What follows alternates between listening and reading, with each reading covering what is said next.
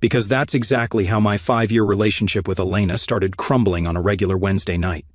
There was nothing special about it, just me, her, and some leftovers from our favorite Thai place. But that's when she hit me with those ridiculous words, "I think we need a break." Now, I'm not the kind of guy who panics easily. I've built my life with steady hands. I own my house, have a solid career in IT, and like to keep things simple. That's why her little announcement threw me off for like half a second. Then it clicked. Elena wanted space. Fine, I thought, let her have it. But she wasn't going to have it under my roof. I kept calm, though. I put my fork down, looked her dead in the eye, and said, "Okay, if you need a break, take it. But this is my house, so you'll have to pack your things and figure out where you're staying." The way she blinked at me, you'd think I'd suggested she move to another planet. "Wait, seriously?" she asked. "Yes, seriously," I replied. What does she expect? For me to stick around while she found herself? If someone's unsure about you, why should you be the one to wait around for them to make up their mind? I wasn't interested in being anyone's safety net. To her credit, she didn't argue much. Maybe she thought I'd fight for her to stay or beg for an explanation. But I wasn't about to beg anyone to be in my life, not even Elena. By the end of the night, she packed a suitcase and called her sister to come pick her up. She stood at the door for a moment, looking like she wanted to say something, but I just opened the door and held it for her. That's the thing, if someone wants to leave, you let them. You don't hold on tighter and make them feel trapped, you let them go. Once the house was quiet, I sat in the living room staring at the half-eaten pad thai on the coffee table. It didn't feel like some huge emotional scene, it was more like a shrug moment. I wasn't heartbroken or devastated, I was just annoyed. I'd built this life where Elena had every opportunity to be happy, and instead of talking to me about whatever was bothering her, she decided to take the easy way out, a break. The next day, I packed up the few things she left behind, some toiletries, a couple of her favorite hoodies she always stole from me, and her dog-eared copy of Pride and Prejudice. I put everything in a box and stuck it in the hallway closet. If she wanted her stuff back, she could ask for it. I wasn't going to chase her down with a care package. Life without Elena didn't change much at first. I still got up at 6 a.m., went to the gym, and spent my days working on client projects. The house was quieter, but that wasn't necessarily a bad thing. I had more time to think, more time to focus on myself. It wasn't like I didn't care about Elena. I just wasn't going to let her absence throw my entire life off balance. What did throw me off, though, was how easily she'd walked away. I started replaying the past few months in my head, wondering if I'd missed something. Were there signs she was unhappy? Were there moments I should have noticed her pulling away? I didn't think so. Our relationship wasn't perfect, but it wasn't on life support either. We didn't fight much, and when we did, it was over dumb stuff like what to order for dinner or who left the toothpaste cap off. Normal couple things. Elena never mentioned feeling stuck before. She never gave me any real warning that she was thinking about taking a step back. She just decided, and that's what annoyed me the most.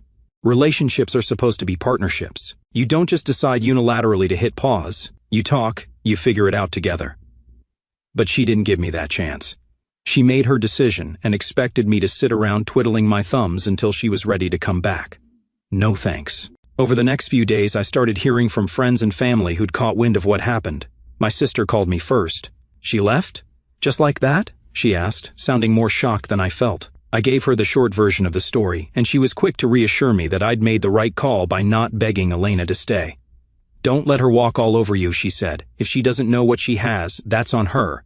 Then there was Alex, my best friend and unofficial therapist. He swung by the house a couple of nights later to check on me. He wasn't one for pep talks, but he did point out the obvious. "You dodged a bullet, man. If she's this indecisive now, imagine how she'd act in a real crisis." That stuck with me.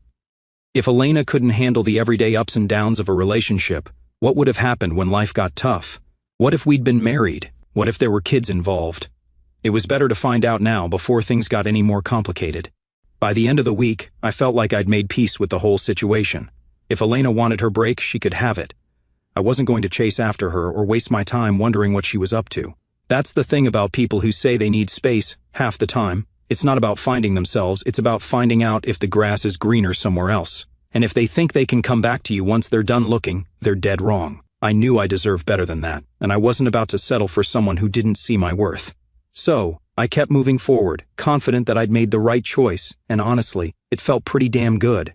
It didn't take long for people to start talking. When someone moves out, especially when you live in a close-knit neighborhood and share a lot of mutual friends, the whispers spread fast. I wasn't the type to go around announcing, "Hey, Elena wanted a break, so she's gone now," but apparently she didn't have the same level of discretion. At first, it was just small things. A friend of mine, Jordan, texted me about a week after Elena left. "Hey man, hope you're doing okay. I ran into Elena at the dock last night. She seemed different. Different." What was that supposed to mean? I didn't reply right away because I didn't feel like unpacking the subtlety. I didn't ask Jordan for more details either. Let her be different. She wasn't my problem anymore. But then another friend, Lauren, called me a couple of days later. "I wasn't sure if I should tell you this," she started, which is always a great opening line when someone's about to spill something you probably don't want to hear. "I saw Elena out with some guy at the tavern last night. Looked kind of cozy, you know? Cozy. That word stuck with me, not because I cared what she was doing. I meant it when I said she could have her space, but because it confirmed something I already suspected. This break wasn't about self-discovery or whatever she claimed. It was about seeing what else was out there, and clearly she wasn't wasting any time.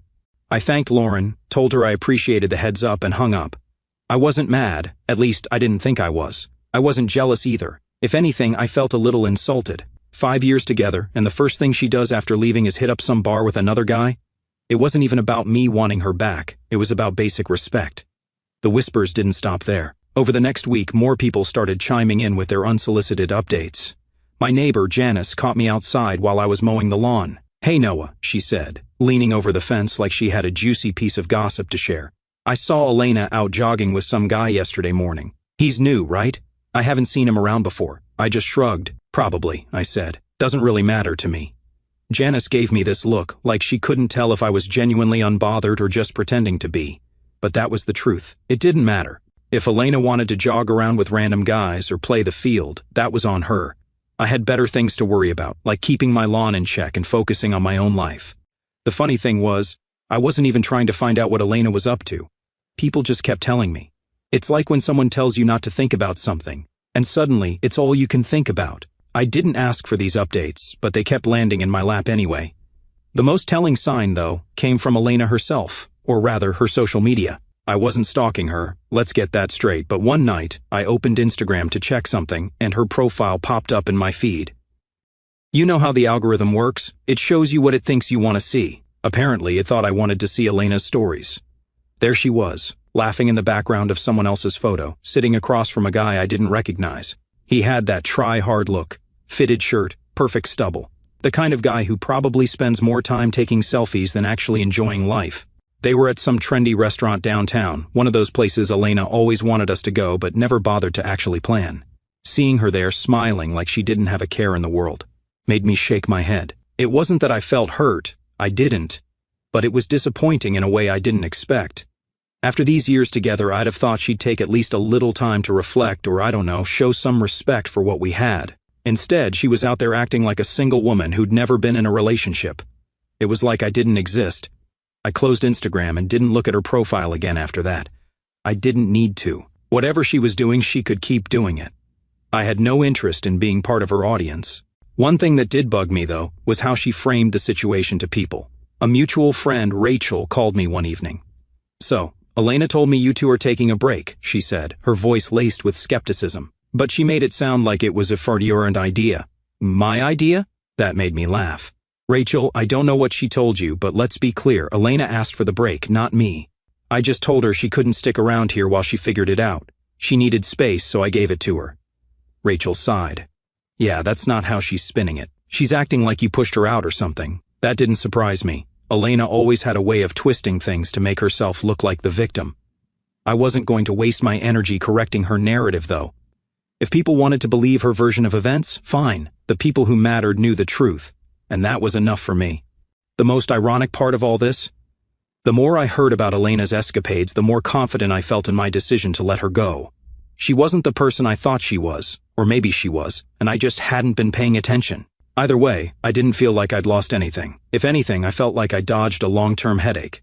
Every time someone told me about another guy she was spotted with, I just nodded and moved on. It became a joke between me and Alex. "Man, she's going through them like a buffet," he said one night. I laughed because it wasn't far from the truth. Elena wasn't finding herself, she was just trying to fill whatever void she felt with attention from random guys. And that wasn't my problem anymore. By the end of the second week, the whispers started to die down. Maybe people got tired of keeping me updated, or maybe Elena's antics weren't as interesting anymore. Either way, I felt a sense of relief. I didn't need to hear about her life, I was too busy living mine. Here's the thing, when someone shows you who they are, believe them. Elena showed me she wasn't serious about us. She wanted to see what else was out there, and I wasn't about to stop her, but I wasn't going to wait around for her either. I had my house, my life, and my dignity, and that was worth more than any relationship with someone who didn't know what they wanted. 3 weeks after Elena left, I got a text from her out of nowhere. Just 4 words, "Can we meet up?" No hello, no how are you, just straight to the point.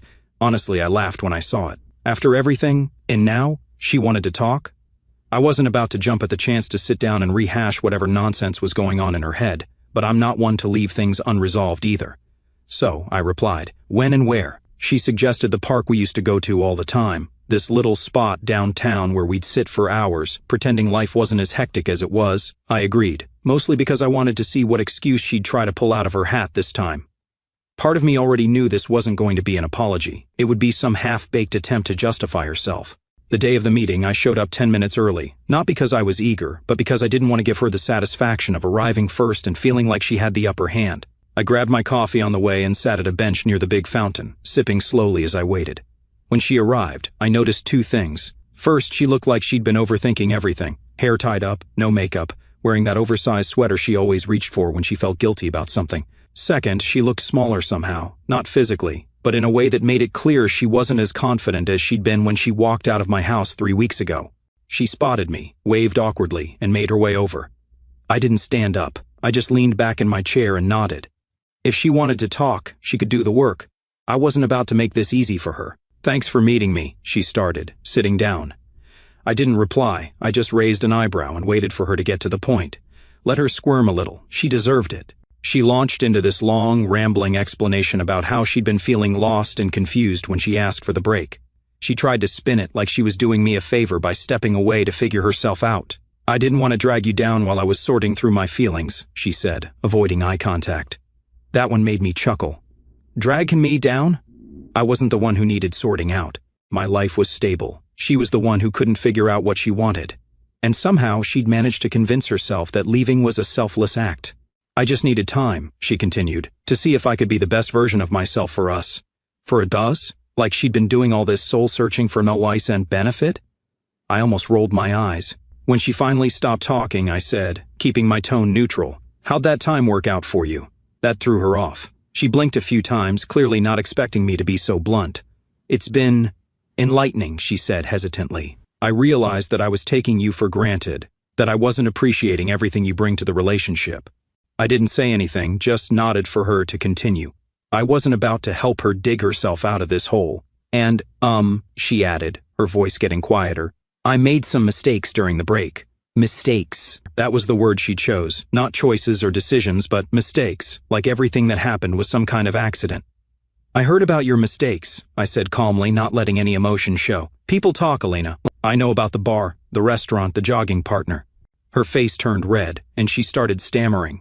"I didn't mean for it to happen like that. I thought I needed to see if I was missing something." I shook my head. "You weren't missing anything. You had everything you needed, and you threw it away to see if you could find someone better. That's on you."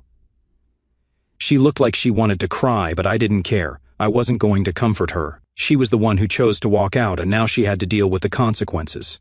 "I realize now how much I care about you," she said, her voice shaky. "I want us to work things out. I want to come home." There it was, the big reveal. She wanted to come back, but not because she'd suddenly realized my worth, because the fantasy she'd been chasing didn't live up to her expectations. Maybe the guys she was seeing didn't treat her the way I did. Maybe they weren't as patient or as stable. Whatever the reason, it didn't matter. She wasn't asking to come back because she loved me. She was asking because I was her safe bet. "No," I said simply, leaning back in my chair. She blinked, clearly not expecting that response. "No? That's right," I said. "You wanted a break, and you got it. But you don't get to walk back into my life just because things didn't go the way you thought they would." She tried to argue, to plead her case, but I wasn't interested. I stood up. "Take care of yourself, Elena," I said before leaving. I didn't look back. I didn't wait to see if she'd follow me or call after me. As far as I was concerned, that chapter was closed. She'd made her choices, and now she had to live with them. If there's one thing I've learned from this, it's that you can't let someone treat you like an option. If they don't know your worth, you don't need to stick around waiting for them to figure it out. You move on, and you don't look back. And that's exactly what I planned to do. After that park meeting with Elena, I felt like a weight had been lifted. It wasn't just about turning her down or walking away, it was about reclaiming my own sense of worth. I hadn't realized how much I'd been carrying since she first said she needed a break, but now I was done. No second guessing, no lingering doubts. The first thing I did when I got home was clear out the hallway closet. That box of her stuff, it all went into the trunk of my car. I drove straight to her sister's place and left it on the porch without a word. No text, no note. She could deal with it on her own time. I wasn't about to have her lingering in my space any longer than necessary. Over the next few days, I started settling into a new rhythm. My house felt different without Elena's presence, but not in a bad way. It was quieter, sure, but also more peaceful. I didn't have to worry about her passive-aggressive sighs when I left a dish in the sink or her endless stream of suggestions about how I could improve the house. The house was mine again, and I made it a point to make it feel like mine. I rearranged the furniture in the living room, replaced the throw pillows she'd insisted on buying, and even swapped out the shower curtain. Small changes, but they made a big difference. Every little adjustment felt like a step toward reclaiming my space. One night, Alex came over to hang out. He hadn't seen the house since Elena left, and the first thing he said when he walked in was, "Man, it feels way better in here now, like, I don't know, lighter." I laughed. "Yeah, it's amazing what happens when you take out the source of the negativity." He smirked. "Dude, you're thriving, and I'm here for it. What's the plan now, bachelor pad vibes?" I shook my head. "Nah, I'm not turning this into some party house. I just want to focus on me for a while, you know? Get back to what makes me happy." Work became another area where I really started to thrive. Without the constant distractions of a messy relationship, I found myself diving deeper into projects and actually enjoying them again. My focus was sharper, my productivity shot up, and I started getting recognition for it. My boss even pulled me aside one day to say, "Whatever you're doing differently, keep it up. It's paying off." Funny how cutting the dead weight from your personal life can make everything else fall into place. The real shift, though, was mental. I started noticing how much clearer my head felt without Elena's drama taking up space. I wasn't constantly questioning myself or trying to figure out what she wanted or needed. I wasn't worrying about whether something I said or did would set her off. Of course, there were still moments where I thought about her. It wasn't like she'd completely disappeared from my mind, but those moments were fewer and farther between as the weeks went on. When I did think about her, it wasn't with anger or sadness. It was more like indifference. That indifference became even more solidified when mutual friends brought her up in conversation. One friend mentioned seeing her at a party, and all I said was, "Good for her." I didn't ask for details, didn't care to know who she was with or what she was doing. It didn't matter anymore. By the time a month had passed since our last meeting, I felt like a completely different person. Not because I'd changed, but because I'd finally gotten back to being myself, the version of me that didn't have to compromise for someone else's comfort. One of the best parts of this whole journey was realizing how much stronger I was than I'd given myself credit for. When Elena left, I could have let it break me. I could have spiraled, wallowed in self-pity, or tried to win her back, but I didn't. I stood tall, kept moving forward, and built a better life for myself in the process. It wasn't about proving anything to her or to anyone else, for that matter. It was about proving something to myself, and I did. Sometimes the best thing you can do for yourself is let go of what's holding you back. Whether it's a toxic relationship, a dead-end situation, or just a mindset that's keeping you stuck. Letting go can be the most liberating thing in the world. For me, that meant saying goodbye to Elena and everything she represented, and it was worth it. Now, standing taller than ever, I can say with complete confidence, I made the right choice. It had been about 6 weeks since Elena and I had any kind of contact. I wasn't checking her social media, I wasn't wondering what she was up to, and I definitely wasn't missing her. To me, that chapter was closed. So when I got a text from a random number saying, "Hey, this is Ryan, can we talk? It's about Elena," I almost didn't respond. Ryan? Who the hell was Ryan? I wasn't interested in any drama, and the idea of getting sucked into Elena's orbit again made me shake my head. But curiosity got the better of me. I texted back a simple, "What do you want?" His response came quickly, "It's better if we talk in person. Can we meet?" I had no idea what this guy wanted, but something about the message felt off. If it were Elena reaching out, I wouldn't have given her the time of day, but this was different. Against my better judgment, I agreed to meet him at a cafe downtown the next day. Worst case, I figured I'd waste 30 minutes of my life. Best case, I'd get some clarity on why this guy thought it was necessary to talk to me. The next afternoon, I walked into the cafe and spotted him right away. He was sitting at a corner table, fidgeting with his cup, early 30s, clean cut, one of those guys who probably spends half his life on LinkedIn. I sat down across from him, not bothering with any small talk. "You Ryan?" I asked, and he nodded, looking more nervous than I expected. "Yeah, thanks for meeting me," he said, shifting in his seat. "I wasn't sure if I should reach out, but I felt like you deserved to know the truth." "The truth?" I leaned back in my chair and crossed my arms. "All right then, what's the truth?" Ryan took a deep breath, like he was gearing up to confess something big. "So, I've been seeing Elena," he started, his eyes glued to the table. Or I was, anyway. I raised an eyebrow but didn't say anything. No surprise there. I already knew Elena had been jumping from guy to guy since she left. The difference was, I hadn't cared enough to put faces or names to any of them. Ryan was just another name on the list. He must have noticed my lack of reaction because he kept talking, words tumbling out faster now. "The thing is, when we started seeing each other, she told me you two were done. Like, completely done. She said the break was just a formality and that you were emotionally checked out." I almost laughed at that. "Emotionally checked out?" I repeated, shaking my head.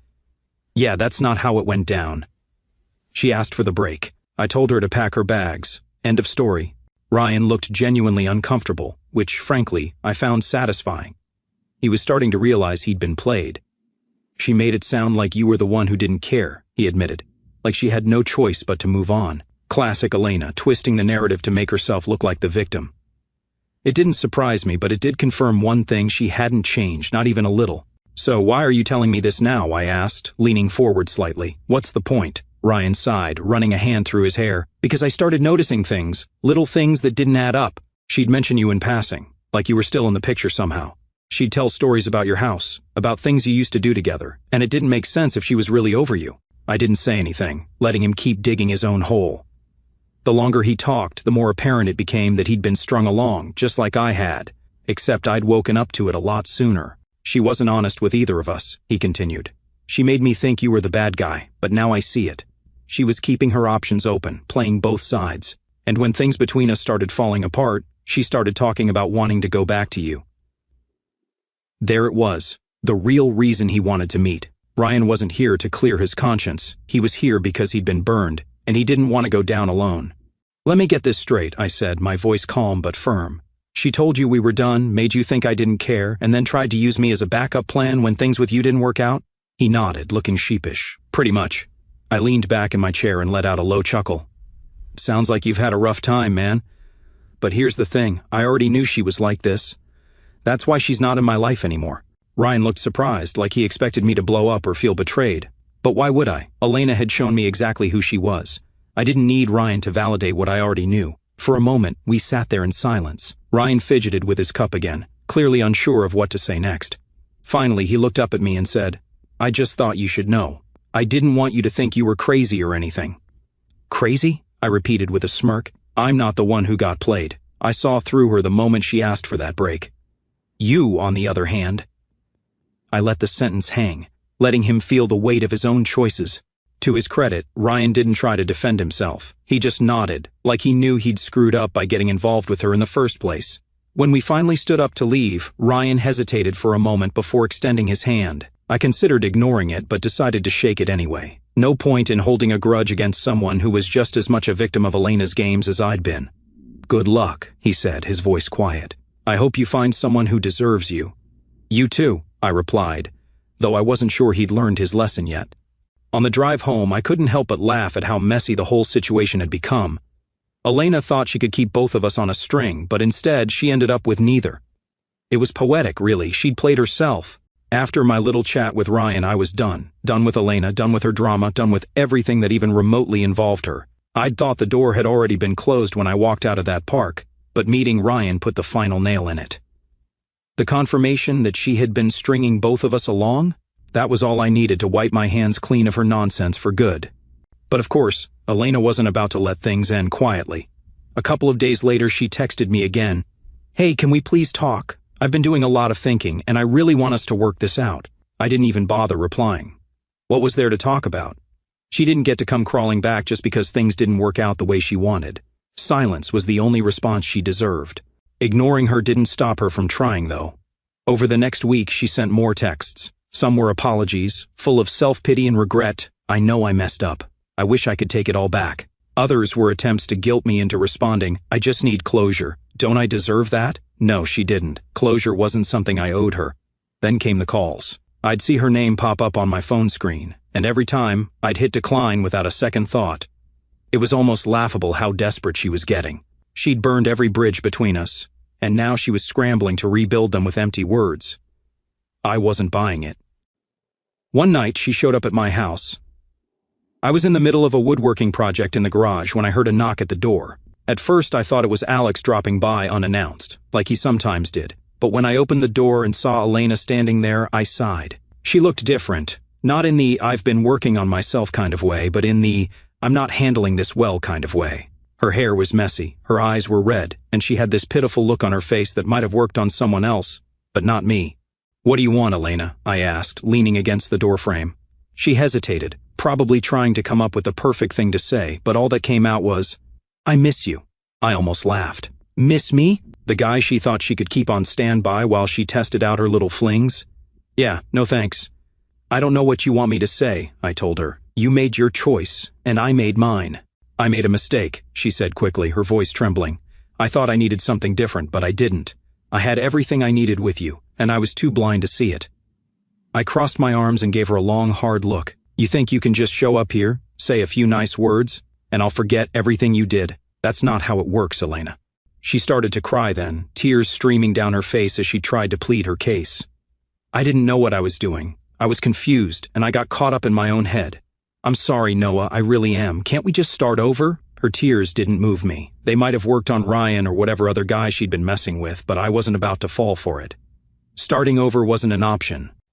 "I'm not interested," I said firmly. "You wanted space, you got it. You wanted to explore other options, you did. Now you're dealing with the consequences of your actions." "That's not my problem." She stood there for a moment, stunned into silence, then tried one last angle. "What about everything we built together? Doesn't that mean anything to you?" "It did," I said, my voice calm but firm. "But I don't hate you. I'm not angry anymore. I'm just not going to let you back into my life just because you realized you made a mistake. You need to move on, Elena. I have." Her face crumpled, and for a moment I thought she was going to argue again. But instead, she just nodded, wiping her tears with the sleeve of her hoodie. "I'm sorry," she said quietly, "for everything." I didn't respond. What was there to say? I closed the door as she walked away, not bothering to watch her go. I felt nothing. No sadness, no anger, no regret, just relief. She was out of my life for good, and that was exactly where she needed to stay. After that night, she didn't try to contact me again. Maybe she finally got the message, or maybe she was too embarrassed to keep trying. Either way, I didn't care. My life was better without her, and I wasn't about to let her back in. I started planning a trip I'd always wanted to take but never had the time for. Life felt full again, not because of anyone else, but because I was building it on my own terms. No games, no drama, just peace. Here's the thing. People like Elena don't change. They might say all the right words, cry all the right tears, but at the end of the day, their actions speak louder. And her actions told me everything I needed to know.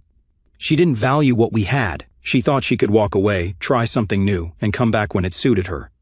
But that's not how life works. Not with me, anyway. I don't regret the time we spent together, but I also don't miss it. That chapter of my life is closed, locked, and the key's been thrown away. If she's smart, she'll learn from this and do better with the next guy. But me? I've already moved on. As for Elena, the first I heard about her downfall came from Janice, my nosy neighbor who had a knack for keeping tabs on everyone in the neighborhood. "Noah," she said, "did you hear about Elena?" I hadn't, of course, because I wasn't going out of my way to keep tabs on her. "What about her?" I asked, more out of politeness than genuine interest. Janice lowered her voice, like she was about to spill state secrets. Apparently she lost her job, something about messing up a big project and getting into it with her boss. I just nodded, not bothering to say much. I wasn't going to gloat about her misfortune, not out loud anyway. Over the next couple of weeks, more stories about Elena started trickling in, each one worse than the last. First, it was the job. Then, I heard through a mutual friend that her living situation wasn't going well either. Turns out, she'd been staying with her sister after our breakup, and things had gotten tense. Her sister apparently got tired of Elena's freeloading and told her she needed to find her own place. From what I gathered, Elena wasn't exactly drowning in options. She'd burned a lot of bridges, and most of the people she'd leaned on in the past weren't interested in helping her anymore. She ended up renting a room in some sketchy apartment across town, far from the cushy life she'd been used to. Inside, I couldn't help but feel a little vindicated. She'd been so eager to walk away from the stability I'd offered her, only to end up sinking her own ship.